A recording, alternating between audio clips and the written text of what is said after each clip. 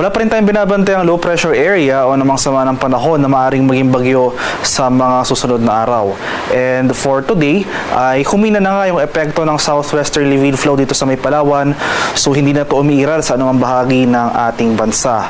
At itong easterlies na o yung hangin na nanggagaling sa karagatang Pasipiko ang nakakaapekto sa silangang bahagi ng Pilipinas. Kaya for today, asahan natin yung mga kaulapan o yung mga tuloy-tuloy na kaulapan at mga kalat-kalat na pag-ulan and thunderstorms dito sa silangang bahagi ng Luzon area.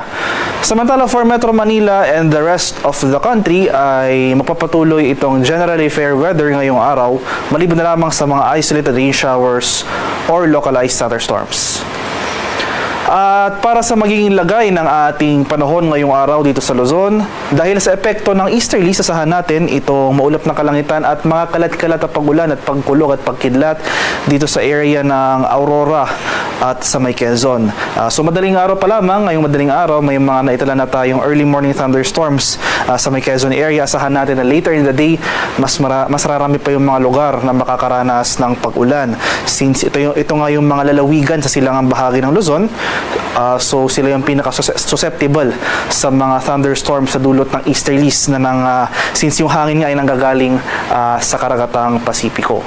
Meanwhile, for Metro Manila and the rest of Luzon, ay generally fair weather ang ating inasahan ngayong araw.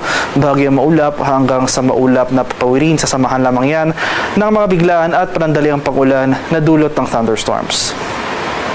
Sa area naman ng Palawan, Visayas at sa Mindanao, so generally improving conditions ng ating inaasahan over Palawan sa mga nakarang araw. Itong southwesterly wind flow yung umiral sa area na ito. So wala na pong southwesterly wind flow. So most of Visayas and Mindanao, particular na itong eastern sections, dahil sa easterlies, magpapatuloy na itong generally fair weather throughout the day.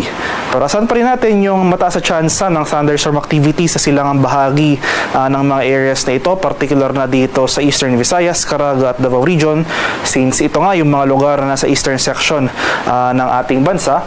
Ito yung mga pinaka-exposed sa thunderstorm occurrences na dulot ng easterlies.